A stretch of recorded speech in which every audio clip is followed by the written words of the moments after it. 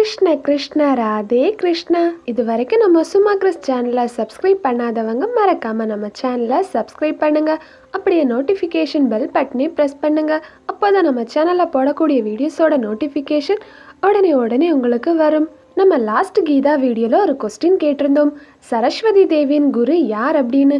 நீங்களுமே ஆன்சர் பண்ணியிருந்தீங்க ஃப்ரெண்ட்ஸ். நிறைய பேருக்கு டவுட்டாகவே இருக்கலாம், சரஸ்வதி தேவிக்கே குரு உண்டா அப்படின்னு. எனக்குமே இந்த டவுட் ஃபஸ்ட்டு இருந்துச்சு. சரஸ்வதி தேவியின் குரு யார் அப்படின்னா ஹயக்ரீவர். இந்த ஹயக்ரீவர் பகவான் மகாவிஷ்ணுவின் அவதாரங்களில் ஒன்று.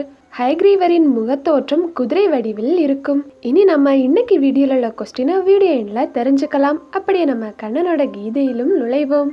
நம்ம ஏதாச்சும் ஒரு அழகான பொருளை பார்த்தா அதை செஞ்சவங்க எப்படி பண்ணியிருப்பாங்கன்னு யோசிப்போம். ஒன்றை உருவாக்குவதற்கு ஒருவரின் செயல் அங்கு தேவைப்படுகின்றது. ஒரு சாதாரண பொருளை உருவாக்குவதற்கும் ஒரு ஆர்டிஸ்ட் இருக்காங்க. அப்போது இந்த பிரம்மாண்டத்தை ஒரு கிரியேட்டர் தானே உருவாக்கி இருக்க வேண்டும். கண்டிப்பா அந்த கிரியேட்டர் இருக்காங்க. அதுதான் நம் பகவான். பகவானே எங்குமாய் நிறைந்திருப்பவர். அவரே அனைத்திற்கும் ஆதி காரணமாய் இருக்கின்றார். பகவான் அனைத்தையும் படைத்ததோடு மட்டுமல்லாமல் அனைத்துமாகவும் இருக்கின்றார். அதையே நம் கண்ணன் கீதையின் வழியாக நமக்கு கூறுகின்றான். இன்னும் சில சுவாரஸ்யமான விஷயங்களை பற்றி அறிவோம். நம் கண்ணன் கூறுவதை ஆவலாக கேட்போம்.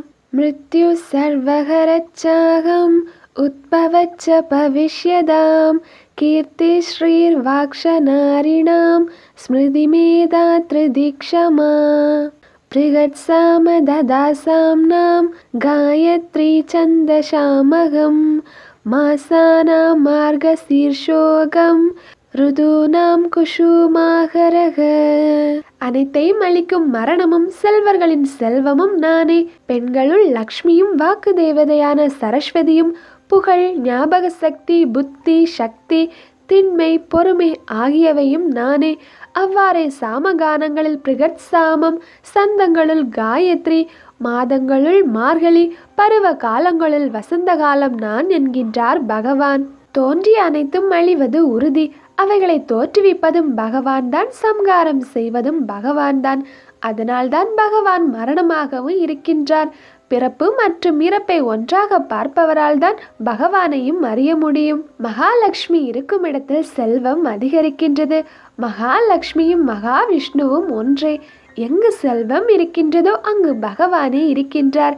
தேவி லக்ஷ்மியின் அம்சத்தில் இன்னும் சில அம்சங்கள் உள்ளது. நல்வாழ்க்கை வாழும்போது புகழ் கிடைக்கும். ஒன்றின் உருவம் பொருத்தமாக இருந்தால் அது அழகு. ஓசையில் அழகு இருந்தால் அது இசையாகின்றது. அசைவதில் அழகு இருந்தால் அது நடனம் ஆகின்றது. நம் கண்ணனும் ஒரு அழகனே. ஆக எதில் அழகு தெரிகின்றதோ அது தெய்வம். அது நம் லக்ஷ்மி நாராயணரே. லக்ஷ்மி அம்சமும் பகவானே. அதனால்தான் நாம் பகவானை மாதவன் என்று அழைக்கின்றோம். இனி நம் உள்ளத்தில் உள்ள கருத்து சொல்லாக வருகின்றது.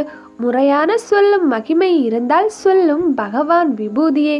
சொல்லாக உருவெடுக்கும் போது அது வாக்கு தெய்வமான சரஸ்வதி தேவியே.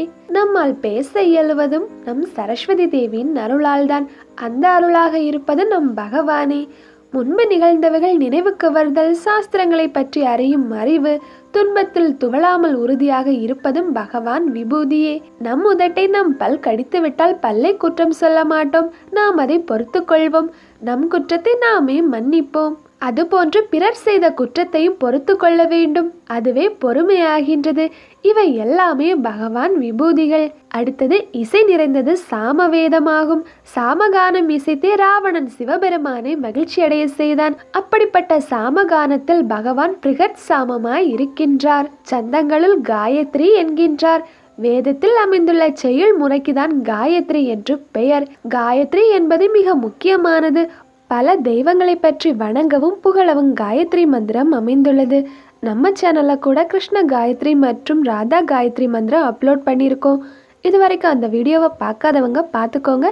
டிஸ்கிரிப்ஷனில் லிங்க் கொடுத்துருக்கேன். மாதங்களில் மார்கழியாகவும் பகவான் இருக்கின்றார். மார்கழி மாதம் மகிமை நிறைந்தது. சூரிய உதயத்திற்கு முன்னர் 4 மணி முதல் காலை 6 மணி வரை உள்ள நேரமே பிரம்ம முகூர்த்த காலம். அது ஆத்ம சாதனத்திற்கு மிகவும் சிறந்த நேரம். மனிதர்களின் ஒரு வருடம் தேவர்களுக்கு ஒரு நாள் ஆகின்றது. தை மாதம் தான் தேவர்களுக்கு சூரிய உதய நேரம். தேவர்கள் பிரம்ம முகூர்த்த நேரமான மார்கழி மாதத்திலேயே பகவானை ஆராதனை செய்வர். பிரம்ம முகூர்த்த நேரம் மனதை நன்கு பண்படுத்தும். மார்கழி மாதம் நம் பகவானுக்குரியது. நம்ம சின்ன வயசுல இருக்கும்போதே சொல்வாங்க, காலையில எழும்பி படிச்சா நல்ல ஞாபக சக்தி இருக்கும் அப்படின்னு. நம்ம நினைவு ஆற்றலும் அதிகரிக்கும்னு சொல்வாங்க.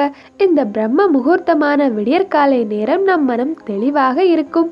அப்போது நீங்கள் என்ன பாடம் படித்தாலும் நிச்சயம் அது உங்கள் மனதில் நிற்கும். இதுவரைக்கும் விடியற்காலையை பார்க்காதவங்க லைட்டா ட்ரை பண்ணி பாருங்க ஃப்ரெண்ட்ஸ், கண்டிப்பா சக்சஸ் ஆகும்.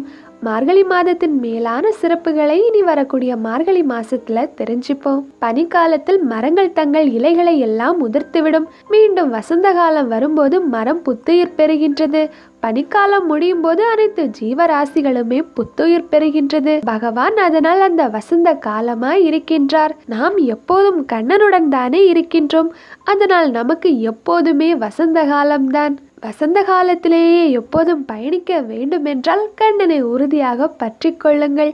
நம் கண்ணனிடமே சமர்ப்பணமாவோம். சர்வம் கிருஷ்ணார்ப்பணம். இனி நம்ம இன்னைக்கு வீடியோல உள்ள கொஸ்டின் என்ன அப்படின்னு தெரிஞ்சுப்போம். பகவான் மகாவிஷ்ணுவின் அடையாளமாக பகவானின் திருமார்பில் ஒரு மறு அடையாளம் குறிப்பிடப்பட்டிருக்கும்.